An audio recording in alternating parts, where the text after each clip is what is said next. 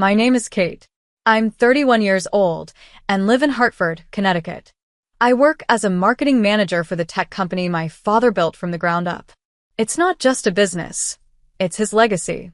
After his unexpected passing, I've dedicated myself to keeping it thriving. The company, now worth $400 million, is a symbol of his hard work and dreams. Yet, on the night of my 31th birthday, a moment meant for celebration turned into one of the darkest experiences of my life, a moment that changed everything. The excitement for my birthday had been building for weeks. I wanted it to be perfect. Every detail was planned meticulously. I envisioned a warm gathering, filled with laughter, love, and cherished memories. My plan wasn't just to celebrate turning 31, but also to honor my father's memory and his legacy. I wanted this day to be special, something that would make him proud. But in the days leading up to the celebration, things fell off. My husband, Nick, had been distant for months. We'd been married for 6 years, and in the beginning, it felt like a dream. He was charming, attentive, and seemed to love me deeply. But recently, he'd grown cold. He buried himself in work, spent little time with me, and avoided serious conversations. Whenever I tried to ask if something was wrong, he brushed me off, saying he was just stressed. Deep down, I felt there was more to it, but I pushed those feelings aside, hoping it was just a rough patch. The day of my birthday arrived. Despite Nick's moodiness, I was determined to enjoy the evening. Friends and family gathered. The house was filled with laughter and warmth, and for a while, it felt like everything might be okay. I stood by the table, knife in hand, ready to cut the beautiful cake I had chosen. It was a moment I had envisioned, a snapshot of joy. Then it happened. As I leaned forward, Nick's voice cut through the room. "Stop this nonsense," he shouted. His tone was sharp and cold, silencing everyone around us. Before I could process what was happening, he slapped me hard across the face. The sound echoed, and the pain was immediate, but it was the shock that froze me in place. The joy of the moment shattered in an instant. Before I could react, he grabbed my arms in a fit of rage and shoved me to the ground. I felt the cold, hard floor beneath me, and my heart sank. Everything I believed about love and our marriage crumbled in that moment. Lying there, humiliated and broken, I could feel the weight of everyone's eyes on me, their stunned silence pressing down like a heavy fog. For years, I had ignored the warning signs, the little moments of anger, the dismissive remarks, the emotional distance that had grown between us. I had told myself that things would get better, that this was just a phase, that the man I fell in love with would come back to me. But now, the reality was impossible to deny. This wasn't love. This wasn't a marriage. It was abuse. As I lay on the floor, something inside me shifted. The humiliation burned, but it ignited something deeper: determination. I wasn't just a victim of his anger. I was a woman who deserved better. A woman who needed to reclaim her life. At that moment, I made a silent vow. This would be the last time he would ever hurt me. That night, as the guests slowly left, unsure of what to say, I began to gather my thoughts. I reflected on my father's legacy, the strength and perseverance he had instilled in me. He had built an empire from nothing, teaching me that resilience could overcome any obstacle.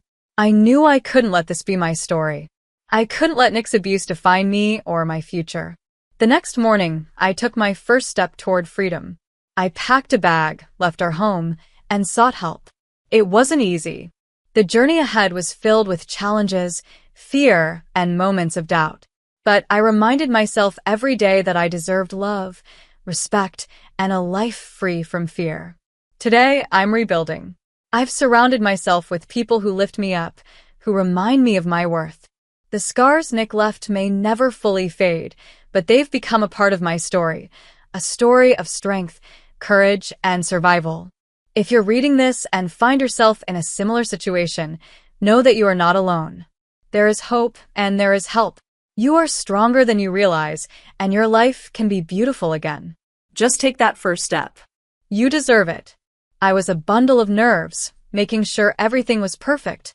Friends and family started arriving, and the house was soon buzzing with excitement. My best friend, Miriam, was the first to walk through the door.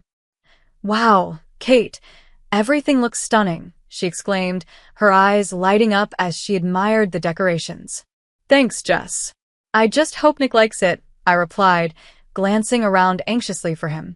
Despite my excitement, I couldn't shake the feeling that he was unhappy. "Don't worry about him. "Let's just have fun tonight," Miriam encouraged, pulling me into the living room where guests were mingling and chatting.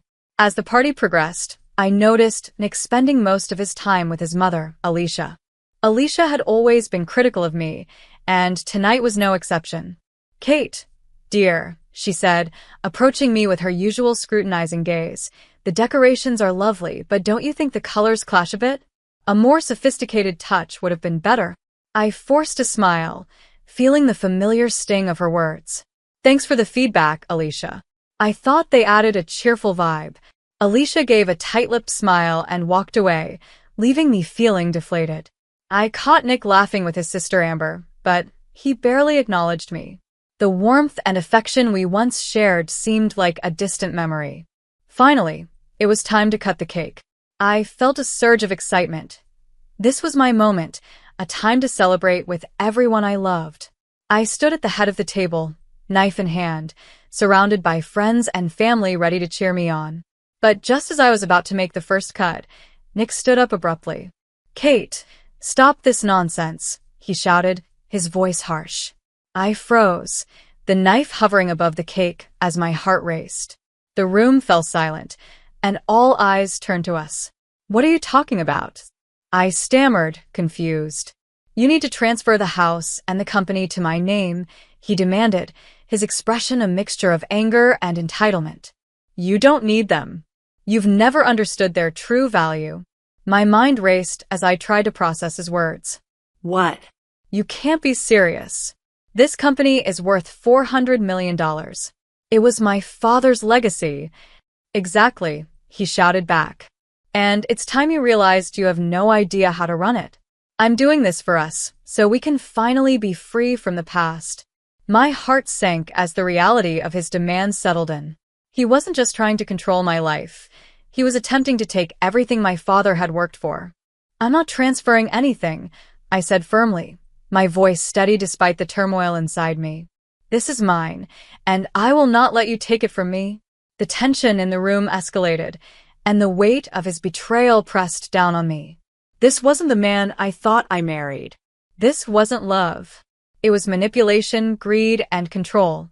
For the first time, I saw him for who he truly was, and I knew I had to protect not only my father's legacy, but also my own future. In that moment, I resolved to take back my power and walk away from a man who didn't value me or the life we were supposed to build together. It wouldn't be easy, but I knew I was stronger than he gave me credit for. The moment Nick's hand struck my face, the sound echoed through the stunned silence of the room. I stumbled back, my hand flying to my cheek as the sting of his slap burned through my skin. Humiliation and betrayal washed over me like a tidal wave. Before I could process what was happening, he grabbed me in a fit of rage and threw me to the ground. The cold, hard floor beneath me was a sharp contrast to the warmth I had once felt in his presence. My heart raced with fear and confusion, and the weight of everyone's gaze pressed down on me. Shock and horror painted their faces, but no one moved to help. Alicia, his mother, stood beside him, her expression calm, her head nodding in approval. That small gesture shattered something inside me. The woman who had once smiled at me as a mother-in-law now stood silently endorsing her son's cruelty. I felt utterly devastated. "Get out of my life, Kate. I don't love you anymore. I'm going to marry someone who understands business." Nick spat, his words cutting deeper than the slap ever could. Tears streamed down my face as his declaration echoed in my ears. His rejection wasn't just personal, it was an attack on everything I had believed in. Without another word, I fled upstairs, the walls of the house closing in on me. I collapsed onto my bed, sobbing uncontrollably, the weight of his betrayal crushing my chest until I could barely breathe. Moments later, There was a soft knock on the door. "Kate, it's me, Miriam," came the gentle voice of my best friend. She opened the door cautiously, rushing to my side as soon as she saw me. "Oh my God, are you okay?" "I can't believe he did that." "I don't know what happened, Jess," I sobbed, my voice broken. "I thought we were happy. I thought he loved me." Miriam pulled me into a tight hug, then pulled back to look me in the eyes. "Listen to me, Kate. This isn't okay," she said firmly. "You need to leave him.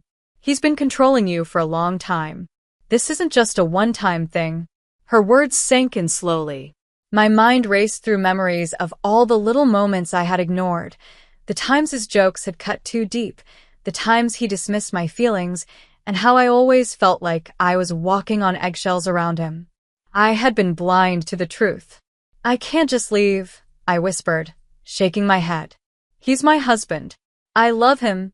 Miriam's voice softened, but her resolve remained strong. "But does he love you, Kate?" You deserve so much better than this. Her words hit me like a jolt. Sitting in the darkness of my bedroom, I felt a flicker of something I hadn't felt in years. Anger. Not just at Nick, but at myself for allowing things to get this far. I had been a victim for too long, and it was time to reclaim my life. As I stared at my reflection in the mirror, I saw a woman who was tired of being treated like a doormat. Determination began to rise within me. "I'm going to figure this out," I whispered, my voice steady despite the tears.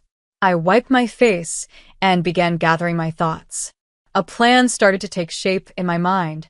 I wouldn't let Nick or Alicia control my future any longer. It was time to fight back. It was time to take back my life. The days following that disastrous birthday party were a whirlwind of emotions. I was devastated, angry, and above all, determined. Nick's cruel words echoed in my mind. "I don't love you anymore. I'm going to marry someone who understands business." Those words, meant to tear me down, instead lit a fire within me. I realized I had been living in denial, blinded by love and hope, but it was time to face the harsh reality. "Are you okay, Kate?" Miriam asked when she came over a few days later. We sat together in my living room, the remnants of the party still scattered around. The sight of the half-deflated balloons and wilting flowers felt like a metaphor for my life, once vibrant, now fading. I don't know, Jess. "I feel broken," I admitted. "But I also feel angry. I don't want him to win. I don't want him to take everything from me." Miriam's face lit up with pride. "That's the Kate I know. You're stronger than you think, and you're not alone in this. Whatever you need, I'm here for you." Her support gave me the strength to take the first steps. I began researching my options, consulting with lawyers, and documenting everything. Each step was terrifying, but it was also liberating.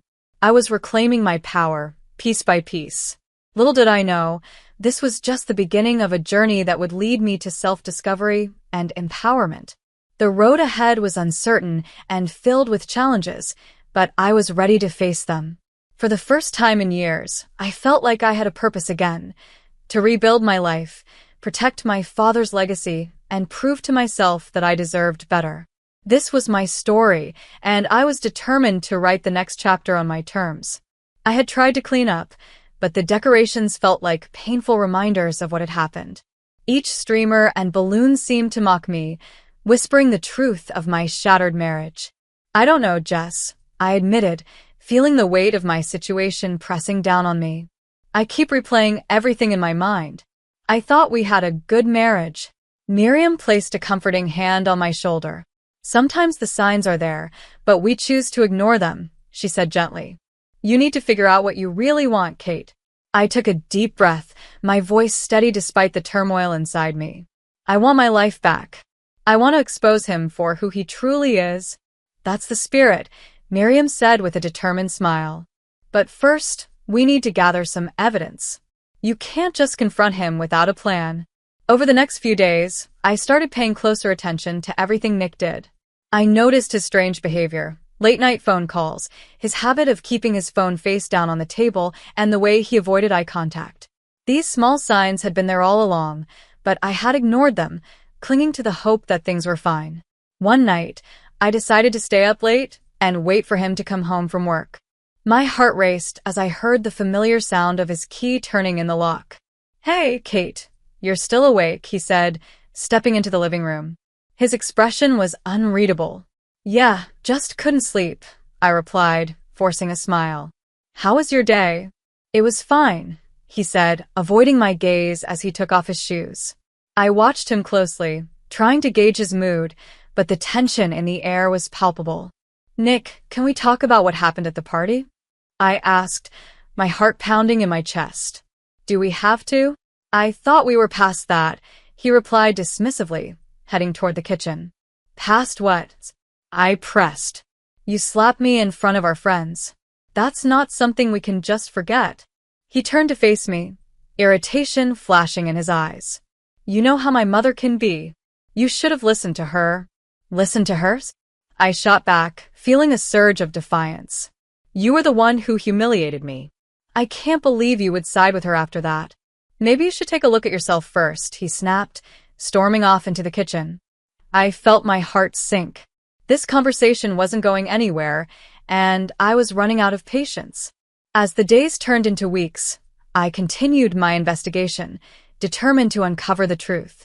With Miriam's help, I discovered that Nick had been spending far more time with his assistant, Roxanne, than I had realized. They would meet for coffee or dinner, and the more I learned, the clearer the picture became. One evening, while scrolling through social media, I came across a photo of Nick and Roxanne laughing together at a restaurant. The caption read, "Date night with my favorite person, #blessed." My blood ran cold. They were having an affair, and I had been blind to it. "Jess, look at this," I said, showing her the picture. Her eyes widened, and she took a deep breath, anger flashing in her expression. "This confirms what we suspected. He's definitely cheating on you," she said, her voice tight with fury.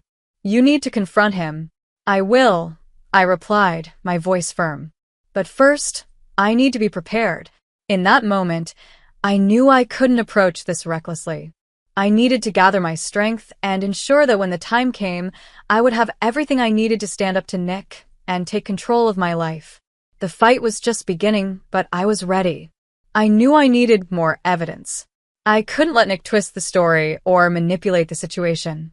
With a renewed sense of determination, I decided to consult a lawyer. I needed to understand my options and prepare for the battle ahead. After researching local attorneys, I found Mary, a lawyer with a strong reputation for handling cases like mine. During our consultation, I explained everything, my heart racing as I laid it all out. "I suspect my husband is cheating on me and planning to take control of my finances," I confessed. Mary listened carefully, nodding as she took detailed notes. "Gathering evidence will be crucial for any legal action," she advised. "Document everything, dates, conversations, and any financial discrepancies. This way, you'll be prepared to protect yourself." Feeling empowered, I returned home and began organizing everything I had learned. I collected text messages, emails, and notes from past conversations that had raised red flags. Slowly but surely, the puzzle pieces were coming together, and I could feel my strength building.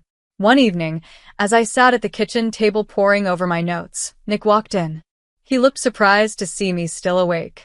"Working late?" he asked, his voice dripping with sarcasm. "Just going over some things," I replied, keeping my tone neutral. "What things?" he pressed, stepping closer. "Just a personal project," I said, deflecting his attention. He narrowed his eyes at me. "You've been acting strange lately. Is there something you want to tell me?" His voice had a sharp edge, as if he suspected something. "No, nothing at all," I replied, forcing a smile. "Just enjoying some peace and quiet after the party." Nick didn't push the conversation further, but his eyes lingered on me, trying to read my thoughts. I stayed calm, though inside, I felt my nerves fraying. The tension between us had reached a boiling point, and it was only a matter of time before everything came crashing down. In the following days, I meticulously gathered more evidence of Nick's betrayal and deceit. I delved into our business accounts, and with Mary's guidance, I uncovered a shocking truth. Nick had been diverting funds from my company into a separate account for months. The realization left me feeling sick to my stomach, but it also fueled my determination. This wasn't just about infidelity anymore. It was financial abuse, and I wasn't going to let him get away with it. The turning point came when I received a call from Mary. "Kate, we've gathered enough evidence to proceed with filing for divorce and exposing Nick's embezzlement. Are you ready for this?" "Yes," I replied, my voice steady and unwavering. "I'm ready." With a plan in place, I decided to confront Nick in a controlled setting. I invited him to meet me at the house, telling him we needed to talk things through. It would be the perfect moment to reveal everything I had discovered and put an end to his manipulative game. When Nick arrived, he seemed caught off guard to find me sitting at the dining table with a stack of documents laid out in front of me. His expression shifted from confusion to suspicion as he approached. "What's all this?" he asked, furrowing his brow. I looked up at him, my gaze unwavering. "It's everything I've uncovered about you, Nick. Your affair, the embezzlement, all of it." His face paled, and for the first time, he seemed at a loss for words. "Kate, I can explain," he started, but I held up a hand to stop him. "No more lies, Nick. This ends now. You've betrayed me in every way possible, but you won't take my life, my company, or my future from me." As I laid out the evidence, his facade crumbled. It was a moment of clarity and empowerment for me. The journey had been painful, but I was finally reclaiming my life. Little did I know, this confrontation was just the beginning of a new chapter, one of self-discovery, strength, and freedom. I took a deep breath, my heart pounding. "I need to show you something important," I said. "I've gathered proof of your lies and crimes. You can't hide from this anymore, Nick." His face went pale. "What are you talking about?" he stammered, his eyes darting to the papers on the table.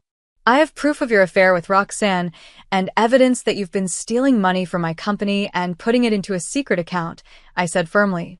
I watched as the color drained from his face. "You thought I wouldn't find out, didn't you?"